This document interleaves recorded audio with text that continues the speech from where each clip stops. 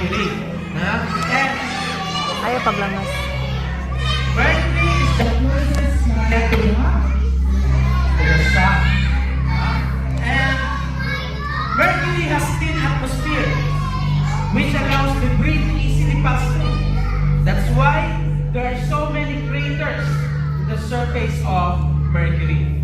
Okay, now, listen. Now, Sunday is from the word sun. How about Mercury? What do you do? Mercury or Wednesday? That is Mercury. And even though Mercury is the closest planet to the Sun, it is not the hottest planet. Because the hottest planet is very good. Venus is the hottest planet in our solar system. And that is because Venus has so many greenhouse gases on its atmosphere, which allows so much heat on its atmosphere. No? Marami siya natatrap na heat on its planet. Okay, now, Venus is also called as Earth's twin because they have similar size to Earth. But unlike Earth, it is a very inhabitable planet. Because very hot planet. And next time we have the hottest. planet Earth. Enjoy ka? Planet Earth is... Natabihan ng tuyo. Natabihan ng tuyo sa Earth. Now, planet Earth is located in the Ilang nagstabihan. Goldilocks zone or the habitable zone in our solar system. Now, Earth is the only planet that we know so far that's inhabited by living things. Now, because we are here right now. That's why protect our home planet. Because we do not know where to go next if ever we destroy it. Okay?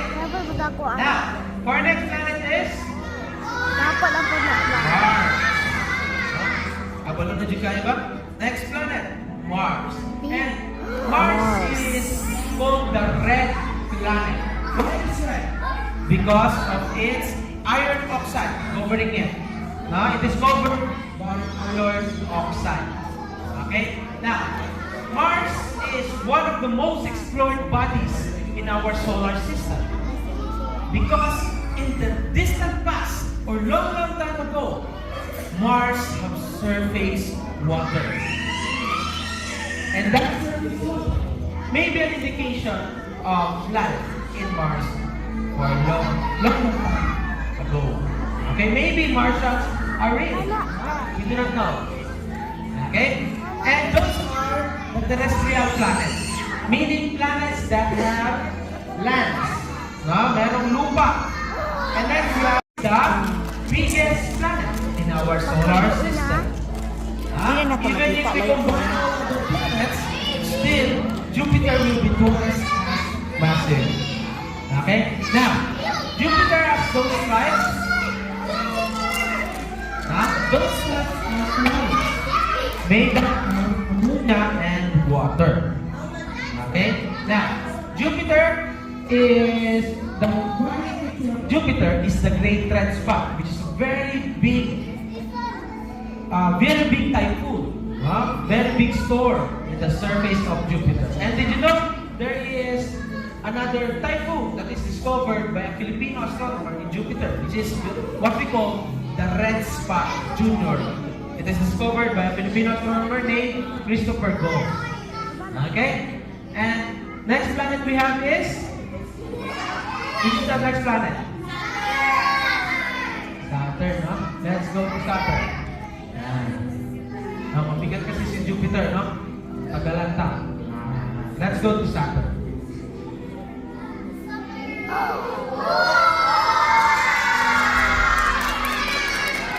And Saturn is known for its rings.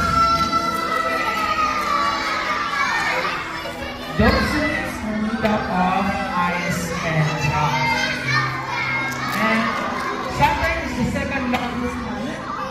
our solar system. But it's a very low density planet, which can float through water if we have enough body of water in our solar system, big as Jupiter, Saturn. And next planet we have is Uranus or Uranus. Uranus. Yes, Uranus or Uranus. Now, Uranus.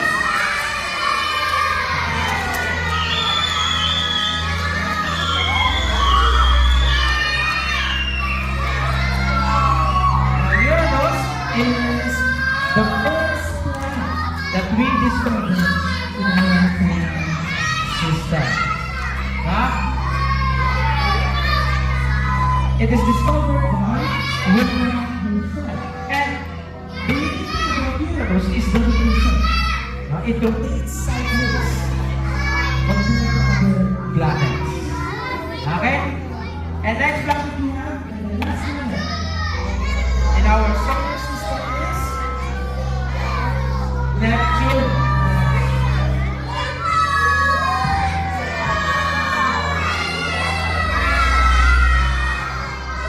And Neptune due to methane on its atmosphere. And Neptune has the strongest winds in our solar system, which can reach up to 2,100 kilometers per hour ng mga hangin. Which is called supersonic winds, meaning winds that can exceed the speed of sound, which is very fast winds. And that is Neptune. And those are the planets inside our solar system.